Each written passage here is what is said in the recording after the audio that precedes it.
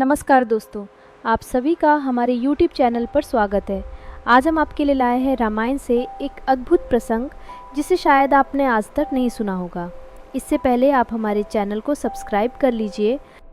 सुलोचना वासुकी नाग की पुत्री और लंका के राजा रावण के पुत्र मेघनाद की पत्नी थी। लक्ष्मण के साथ हुए एक भयंकर युद्ध में मेघनाद का वध हुआ। उसके कटे हुए शीश को भगवान श्री राम के शिविर में लाया गया था। अपने पति की मृत्यु का समाचार पाकर सुलोचना ने अपने ससुर रावण से राम के पास जाकर पति का शीश लाने की प्रार्थना की, किंतु रावण इसके लिए तैयार नहीं हुआ। उसने सुलोचना से कहा कि वह स्वयं राम के पास जाकर मेघनाद का शीश ले आए। क्योंकि राम पुरुषोत्तम है, इसीलिए उनके पास जाने में तुम्हें किसी भी प्रकार का भय नहीं करना चाहिए।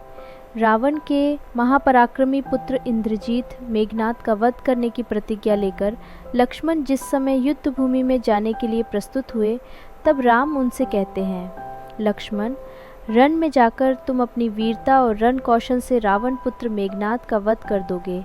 इसमें मुझे कोई संदेह नहीं है, परंतु एक बात का विशेष ध्यान रखना कि मेघनाद का मस्तक भूमि पर किसी भी प्रकार न गिरे, क्योंकि मेघनाद एक नारी व्रत का पालक है और उसकी पत्नी परम पतिव्रता है। ऐसी साध्वी के पति का मस्तक अगर पृथ्वी पर गिर पड़ा तो हमारी सारी सेना का ध्वंस हो जाएगा और हमें युद्ध में विजय की आशा त्याग देनी पड़ेगी। लक्ष्मण अपनी सेना लेकर चल पड़े। समर भूमि में उन्होंने वैसा ही किया।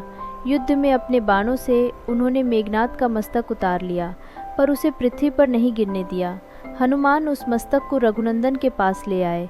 मेघनाद की दाहिनी भुजा आकाश में उड़ती हो रही उसकी पत्नी सुलोचना के पास जाकर गिरी। सुलोचना चकित हो गई।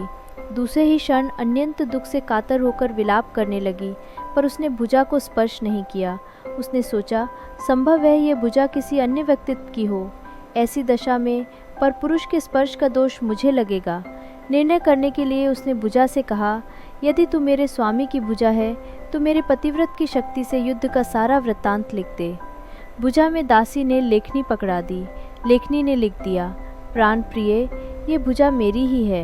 युद्ध भूमि में श्री राम के भारी लक्ष्मण से मेरा युद्ध हुआ। युद्ध भूमि में श्री राम के भाती लक्ष्मण से मेरा युद्ध हुआ। लक्ष्मण ने करथी वर्षों से पत्नी, अन्न और निद्रा छोड़ रखी है। वे तेजस्वी तथा समस्त दैवी गुणों से संपन्न है। संग्राम में उनके साथ मेरी एक नहीं चली। अंत में उन्हीं के बाणों से विद्ध होने से मेरा प्राणांत हो गया। मेरा शीश श्री राम के पास है। पति की भुजा। लिखित पंक्तियाँ पढ़ते ही सुलोचना व्याकुल हो गई। पुत्र वधू के विलाप को सुनकर लंकापति रावण ने आकर कहा, शोक न कर पुत्री, प्रातः होते ही सहस्त्रों मस्तक मेरे बाणों से कट कट कर पृथ्वी पर लौट जाएंगे। मैं रक्त की नदियाँ बहा दूंगा। करुण चीत्कार करती हुई सुलोचना बोली, पर इससे मेरा क्या लाभ होगा पिताजी? सहस्त्रों नहीं, करोड़ों शीश भी मेरे स्वामी के शीश के अभाव की पूर्ति नहीं कर सकेंगे। सुलोचना ने निश्चय किया कि मुझे अब सती हो जाना चाहिए, किंतु पति का शव तो रामदल में पड़ा हुआ था। फिर वह कैसे सती होती? जब अपने ससुर रावण से उसने अपना अभिप्राय कहकर अपने पति का शव मंगवाने के लिए कहा, तब रावण ने उत्तर दिया, देवी, तुम स्वयं ही रामदल में जाकर अपने पति का शव प्राप्त करो।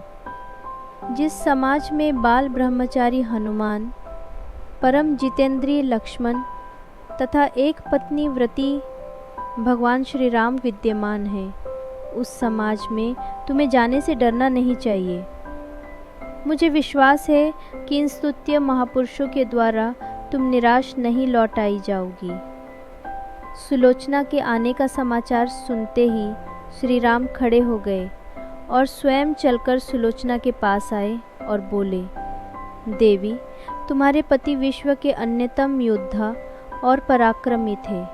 उनमें बहुत से सद्गुण थे, किंतु विधि की लिखी को कौन बदल सकता है। आज तुम्हें इस तरह देखकर मेरे मन में पीड़ा हो रही है। सुलोचना भगवान की स्तुति करने लगी। श्री राम ने उसे बीच में ही टोकते हुए कहा, देवी, मुझे लज्जित न करो।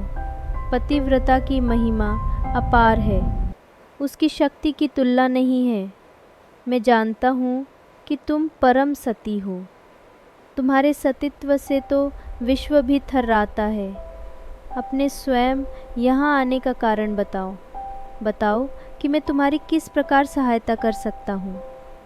सुलोचना ने अश्रुपूरित नयनों से प्रभु की ओर देखा और बोली, राघवेंद्र, मैं सती होने के लिए, अपने पति का मस्तक लेने के लिए यहाँ पर आ रही हूँ।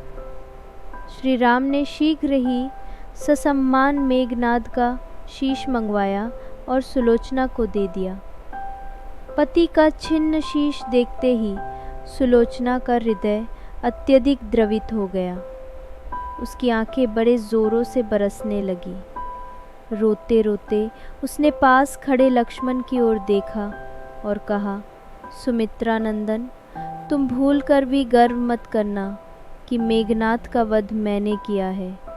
मेघनाद को धराशायी करने की शक्ति विश्व में किसी के पास नहीं थी। यह तो 2 पतिव्रता नारियों का भाग्य था। आपकी पत्नी भी पतिव्रता है और मैं भी पति चरणों में अनुरक्ति रखने वाली उनकी अनन्य उपसिका हूँ। पर मेरे पति देव पतिव्रता नारी का अपहरण करने वाले पिता का अन्न खाते थे और उन्हीं के लिए युद्ध में उतरे थे। इसी से मेरे जीवन धन परलोक सिधारे। सभी योद्धा सुलोचना को राम शिविर में देखकर चकित थे। वे यह नहीं समझ पा रहे थे कि सुलोचना को यह कैसे पता चला कि उसके पति का शीश भगवान राम के पास है। जिज्ञासा शांत करने के लिए सुग्रीव ने पूछ ही लिया कि यह बात उन्हें कैसे ज्ञात हुआ कि मेघनाद का शीश श्री राम के शिविर में है। सुलोचना ने स्पष्टता से बता दिया, मेरे पति की भुजा युद्ध भूमि से उड़ती हुई मेरे पास चली गई थी। उसी ने लिखकर मुझे बता दिया। व्यंग्य भरे शब्दों में सुग्रीव बोल उठे, निष्प्राण भुजा यदि लिख सकती है, फिर तो यह कटा हुआ सिर भी हंस सकता है। श्री राम ने कहा, व्यर्थ बातें मन करो मित्र। पतिव्रता के महामत्तय को तुम नहीं जानते। यदि वह चाहे तो यह कटा हुआ सिर भी हंस सकता है। श्री राम की मुखकृति देखकर सुलोचना उनके भावों को समझ गई। उसने कहा, यदि मैं मन, वचन और कर्म से पति को देवता मानती हूँ, तो मेरे पति का यह निर्जीव मस्तक हंस उठे। सुलोचना की बात पूरी भी नहीं हुई थी कि कटा हुआ मस्तक जोरों से हंसने लगा। यह देखकर सभी दंग रह गए। सभी ने पतिव्रता सुलोचना को प्रणाम किया।